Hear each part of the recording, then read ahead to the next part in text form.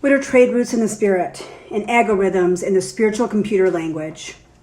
So I asked myself, when you tithe to your pagan church in your neighborhoods, and the pagan churches are the churches that are recognized Easter and Christmas because those are pagan gods. So when you tithe into those churches, the God of this world rewards you. I had a boss who would tithe 10, 20, up to 30,000 in January. And I kid you not, by the end of the fiscal year, she would make $1 million in real estate. And because she sacrificed her money and as a narcissist, she was now entitled to all of that business. So, but she tithed into the trade routes of the kingdom of darkness, which blessed her for her satanic worship. Because Satan is the God of this world, and he's worshiping the people that are servicing him through time, money, and service. So this used to work for me.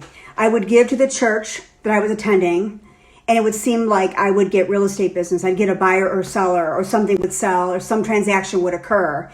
It actually allowed the momentum to start, for the business to start, for the transactions to be successful.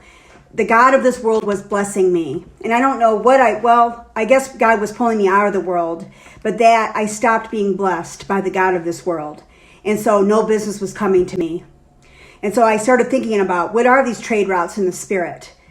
So I understand the trade routes in the spirit. Those wicked people that are narcissist Satanists are tithing into either with literal blood sacrifice, time, or money sacrifices. And the God of this world is blessing them for their wickedness. Then it allows them to have the means. Well, a lot of them pretend to be, philanthropists, but it gives them the means to be more wicked and to take from more people. I mean, think about it. If you gave 30,000 to your church in January and you're a narcissist Satanist and your method of operation is wickedness, you now have an expectation and entitlement to all the business. So if you need to steal the business from someone else, you're going to have no conscience about it because you are entitled to that business because of the God of this world owes you. And so the laws of God work upon the wicked and the righteous. So now I've been thinking about this. So how do the children of God, those of us being faithful in allegiance with the kingdom of heaven, how do we tap into the trade routes of the Spirit of the Most High God? And the first thing I think it is we can't do this by ourselves. And the hardest thing for me has been coming out of the fact of who and what I am and that I'm not of this world, but I can't do all the things that God needs me to do by myself. My cash tag is $miss my sanity if you want to help me to help you. But the biggest thing, not only am I limited in my personal resources, and I'm better than I was, but I cannot establish God's kingdom by myself. And the hardest thing for me to do is trust anyone else. I mean, it was extremely traumatic for me to realize who and what I was.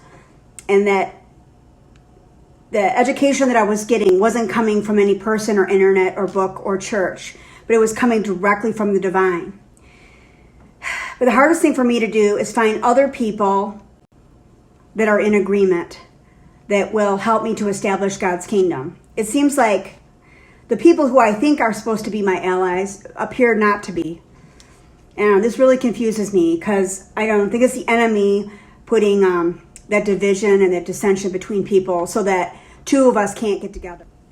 Somehow with the help of God and with the resources of trusting and trusting each other, we will raise enough money.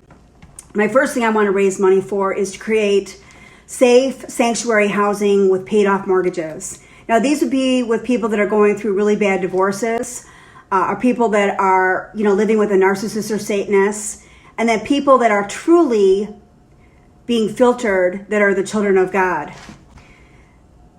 Our homes will be in trusts and they will be called, this cracks me up, In God We Trust, by the blood of Jesus. And that will protect our inheritance from God, from the beast governments.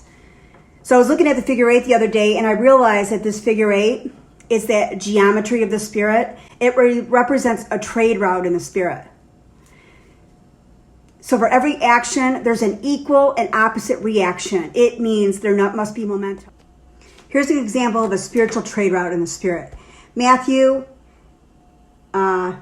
18:18. Assuredly, I say to you, whatever you bind on earth will be bound on heaven, and whatever you loosened on earth will be loosened in heaven. Now here's the trade route. Here's the condition. Again, I say to you that if two of you agree on earth concerning anything that they ask, it will be done for them by my Father in heaven. For where two or three are gathered together in my name, I am there in their midst. So this is an example of a trade route. When two of us are in agreement and ask anything of the Father, he will hear those prayers and answer them. It says anything that they ask.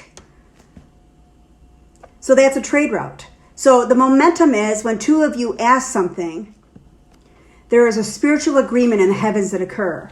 So when two of you ask something and two of you are walking in agreement, basically I say to you, if two of you agree on earth concerning anything that they ask, it will be done for them by my Father in heaven. For where two or three are gathered together in my name, I am there in the midst of them. The other thing I realize is that as we align with God, the words that we say, it's no longer a third-party person saying these words. When two of us are in agreement and two of us ask God together and we are in agreement, it's not just two people saying the words, but it says that God is in the midst of them. So the words that we speak out of our mouth now are literally the words of God himself. And you're probably thinking to yourself, miss my sanity? You've definitely lost your sanity. This is crazy. Your imagination is too far out for us. Well, the biggest thing is none of us are doing it. It's pretty simple. I think one of the reasons is we just don't feel like we're worthy enough to be in companionship and fellowship with the Most High God. And what I'm finding out is God really wants to be our Father. He really wants to be in a relationship with us. He really wants us to ask for anything. He really wants two of us in agreement to ask for anything. And in this world, what I have found lately is that I can't seem to find one person. And there is one person that I would like to be in agreement with, and he won't even speak with me. I don't know. And I don't know what to do about that other than be patient, which you guys know I'm not a really patient human being. But two of us have to agree.